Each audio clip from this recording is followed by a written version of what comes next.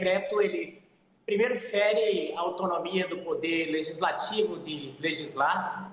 Eu me preocupo muito quando começa o governo a agir da seguinte forma: se não tiver do jeito, se a lei não tiver do jeito que eu quero, eu dou um jeito, ou via judiciário, ou via alguma outra manobra como esse do decreto, para que eu mude a realidade. Eu penso que se o governo quisesse implementar essas medidas, envia ao Congresso e nós fazemos o debate e quem tiver mais voto, leva.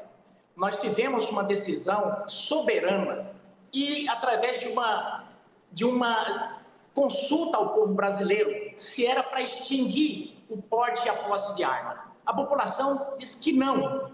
Portanto, o que mostra é que a população, ela quis ter o seu sagrado e legítimo direito de defesa. O decreto serve para regulamentar uma lei. Por isso nós entramos com uma medida para que o decreto seja extinto. A PF está virando uma instituição cartorária. A PF ela já cuida de passaporte, agora vai cuidar de questão de registro dessas questões de arma, de ir fiscalizar clube de tiro. Veja só, a PF brasileira ela é um pouco maior que a Guarda Municipal do Rio. Então, assim, nós vamos ter que, então, ou ampliar muito o efetivo da PF, ou vamos ficar sem o trabalho da PF. Agora, por que nós estamos questionando isso? Veja só, a lei diz que é o Exército. Então, essa mudança tem que ser mudada através de lei. Não eu vou lá através de um decreto e mudo de uma hora para outra. Veja só, o Exército tem um efetivo 10 vezes maior que a PF e ainda a demanda não dá conta da demanda. A nossa preocupação está mudando para a PF por uma questão de organização ou é uma estratégia para não ceder ao cidadão que legitimamente tem o direito? Outra coisa, essa discricionariedade, a lei diz, se você cumprir os requisitos, você tem o direito de acessar a arma. Não, colocou um monte de coisa que se torna quase impossível. E aí um monte de falácias. A gente sabe que esse debate ele é torto que nem o debate da segurança eleitoral. No debate da segurança eleitoral fica discutindo a urna, nesse fica discutindo a arma.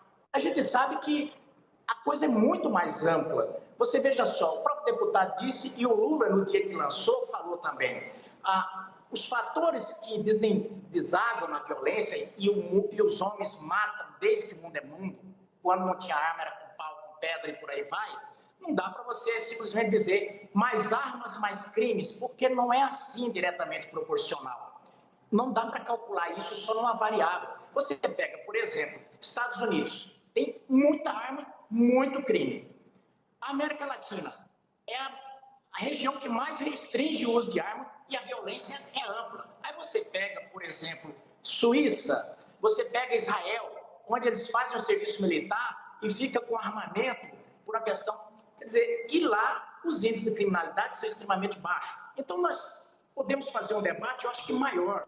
Um debate de pensar em primeira infância, em educação, em coisas mais amplas. Por quê? Simplesmente o seguinte, tem um problema, vamos punir o cidadão que cumpre a lei. Porque os bandidos, o próprio ministro da Justiça disse, esses nós não vamos mexer. Isso daí não é da nossa incumbência, foi isso que ele disse. Então, assim, o bandido pode usar arma, mas a pessoa dentro de casa não pode. O bandido sabe que a pessoa está desarmada. E só um registro aqui, todas as armas que foram parar na mão de brasileiros via o procedimento burocrático legal, independente de qual governo, essa pessoa estava capacitada para usar, porque é assim que o ordenamento diz. É um serviço isso aí para a sociedade.